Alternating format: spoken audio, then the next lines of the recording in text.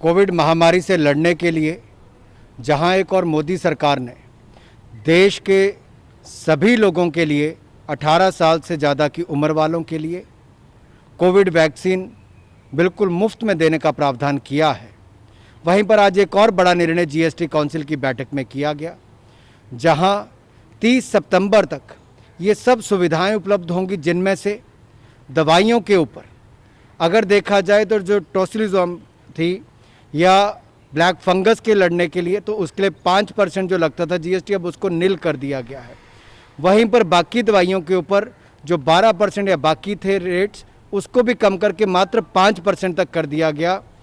और इसके अलावा जो ऑक्सीजन से जुड़े हुए विषय हैं, चाहे वो ऑक्सीजन कॉन्सेंट्रेटर हैं, ऑक्सीजन मेडिकल ग्रेड ऑक्सीजन है, वेंटिलेटर हैं, वेंटिलेटर मास्क हैं, बाईपैप मशीन्स हैं, इनको भी जीएसटी रेट को कम करके मात्र 5% कर दिया गया है। इसके अलावा जो टेस्टिंग किट्स हैं, मशीन्स हैं, जिसके माध्यम से हमारा आरटीपीसीआर टेस्ट होता है, कोविड के टेस्ट होते हैं, इनको भी कोविड की टेस्टिंग किट्स को कम करके मात्र 5% जीएसटी किया गया है। और जो स्पेसिफाइड इन्फ्लामेटरी डायग्नोस्टिक किट्स हैं, इसको भी कम करके मात्र 5% किया गया है। इसके अलावा जो कोविड से लड़ने के लिए जो हमें रिलीफ मटेरियल देना होता है, पल्स ऑक्सीमीटर हो, पर्सनल इंपोर्ट्स हो या बाकी सब हो, उसको भी मात्र 5% किया गया है। और बड़ी बात तो ये है कि जो एम्बुलेंस के ऊपर 28% जीएसटी लगता था, उसको भी कम करके मात्र 12% किया गया। और जो इंडक्शन होती थी, फर्नेस थी, जहाँ पर क्रेमेटोरियम में उसको यूज़ किया जाता है, शवगृह जो शवों को जलाने के लिए इस्तेमाल किया जाता है, उसमें भी अगर आप कुल मिलाकर देखेंगे तो उसको भी कम करके मात्र 5% किया है। थर्मामीटर के ऊपर 5% किया है। तो कुल मिलाकर बड़ी राहत देशवासियों के लिए जीएसटी काउंसिल के माध्यम से की है। और जैसा मैंने पहले कहा, मोदी सरकार ने वैक्सीनेशन भी 18 साल से ज़्यादा वालों को मुफ्त में किया, और पूरे देश के सभी राज्यों को हम मुफ्त में 18 साल से ज़्यादा के लोगों को मुफ्त में वैक्सीन देंगे। सर, जो आज जीएसटी रेट में कटौती करी गई है, वो कब से लागू होने की संभावना है? जैसा आपको पता है, कल रविवार है, सोमवार को इसकी नोटिफिकेशन होकर देश की जनता को ये लाभ उपलब्ध होंगे, ताकि 5% पर, मात्र 5% पर जीएसटी की अधिकतर दरों को रखा गया है, जो कोविड से लड़ाई लड़ने के लिए है।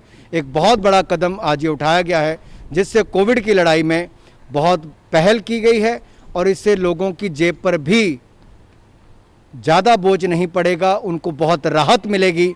वही मोदी सरकार ने एक बहुत बड़ी राहत मुफ्त में वैक्सीन देने के लिए किया है, और 24.5 करोड़ से ज़्यादा वैक्सीनेशन अब तक मुफ्त में हम कर चुके हैं, देश भर के राज्यों को दे चुके हैं। ये अपने आप में देखा जाए तो अमेरिका के बाद भारत एक ऐसा देश है जिसने इतनी बड़ी तादाद में वैक्सीनेशन की हो। भारत के बाद अगर कोई दूर दूर तक आता है तो शायद 7-8 करोड़ तक कोई और देश आता होगा। सर एक मिनट सर, दिग्विजय सिंह का एक क्लब हाउस चैट जो सामने आया है, जिसमें वो कह रहे हैं कि अगर उनकी सरकार वापस कश्मीर में आती है तो जो 370 का मामला है उसको फिर से रिलूप किया जाएगा। आपका क्या कहना है इस मामले में? देखिए, कांग्रेस का चेहरा एक बार फिर बेनकाब हुआ है। कांग्रेस की नीति, कांग्रेस को लेकर नीयत कैसी थी, वो भी सामने आई है। और इतने वर्षों तक जो कश्मीर में हजारों लोगों की जानें गई, सुरक्षा बल हो, कश्मीर के नागरिक हो, भारत के अन्य नागरिक भी हों, ये कांग्रेस की उन नीतियों के कारण हुए जिसने कश्मीर और बाकी देश के बीच में खाई बनाकर रखने का प्रयास किया। मोदी सरकार ने आकर अनुच्छेद 370-35 से मुक्ति दिलाई थी। कश्मीर में जो आतंकवादी घटनाएं थी वो भी कम हुई, पथराव की घटनाएं कम हुई, कश्मीर नई ऊंचाइयों की ओर आगे बढ़ने लगा। पहली बार कश्मीर में सेब की पूरी खरीद भी की गई, फसल की। ऐसे बहुत सारे कदम उठाए गए जो कश्मीर के हित में थे, जम्मू कश्मीर के हित में थे। लेकिन कांग्रेस पार्टी के एक दिग्गज नेता का इस तरह का बयान आना दिखाता है कि गांधी परिवार की मानसिकता क्या है, कांग्रेस की मानसिकता क्या है। और आज भी ये सत्ता से बाहर रहकर कांग्रेस की हालत वो है जो बिन पानी के मछली की होती है। तड़प रही है कांग्रेस। सत्ता में आने के लिए किसी स्तर पर जाने के लिए तैयार है कांग्रेस। पाकिस्तान को एक तरह से सहयोग मांगने की ओर इशारा कर रही है कांग्रेस।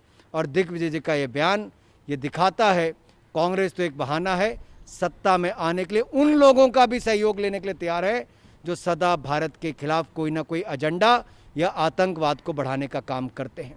ये दुर्भाग्यपूर्ण है। इस पे पूरी कांग्रेस पार्टी को माफ़ी मांगनी चाहिए और जो इन्होंने 70 सालों में कश्मीर के साथ किया है, जम्मू कश्मीर के साथ किया है, वो तो दुखद है ही। उससे भी दुखद ये उनकी बयानबाजी है, जिस तरह से बयान उन्होंने दिया है। लेकिन सर, नेशनल कॉन्फ्रेंस के लीडर डॉक्टर फारूक अब्दुल्ला का कहना है कि दिग्विजय सिंह ने जम्मू कश्मीर के लोगों के सेंटिमेंट को समझा है, रियलाइज किया है। ये भी उसी श्रेणी में आते हैं जैसा कहा गया कि बिन पानी के जो मछली का हालत है तड़पना, बिन सत्ता के ये दोनों दलों का वही हालत है। सर इंग्लिश में भी दे दीजिए, सर इंग्लिश में भी चल जाएगा।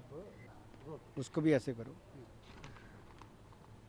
सर सैनिटाइजर वगैरह में भी कोई रियायत दी गई है? एम्बुलेंस वगैरह पे भी क्या क्या रियायत दी गई? पहले क्या था टैक्स? मैं धन्यवादी हूँ, आपने विषय भी उठाया। जैसे मैंने पहले भी कहा था कि दवाइयों की बात हो, ऑक्सीजन की बात हो, कोविड रिलीफ रिलेटेड इश्यूज़ की बात हो, सब पर हमने दाम कम किए हैं। टेस्टिंग किट्स पर भी दाम कम किए और मात्र 5% GST रेट रह गया है। इसी तरह से कोविड से लड़ने की लड़ाई के लिए जहाँ एक और मास्क जरूरी है, वहीं पर हाथों की सफाई भी जरूरी है। तो हमने हैंड सैनिटाइज़र को भी 18% से कम करके मात्र 5% कर दिया है। टेम्परेचर चेक करने वाले जो थर्मामीटर है उसको 5% कर दिया है। गैस और इलेक्ट्रिकल की जो फर्नेस है, जिसको हम शव को जलाने के लिए भी इस्तेमाल किया जाता है, उसको भी क्रेमेटोरियम के लिए 18% से कम करके मात्र 5% किया है। और एम्बुलेंस को भी 28% से कम करके मात्र 12% की GST की श्रेणी में लाए हैं। ये बहुत बड़े कदम हैं, जहां से कोविड की लड़ाई में भी मदद मिलेगी और आम जनता पर भी टैक्स का बोझ कम होगा। कोविड से जंग जीतेंगे हम।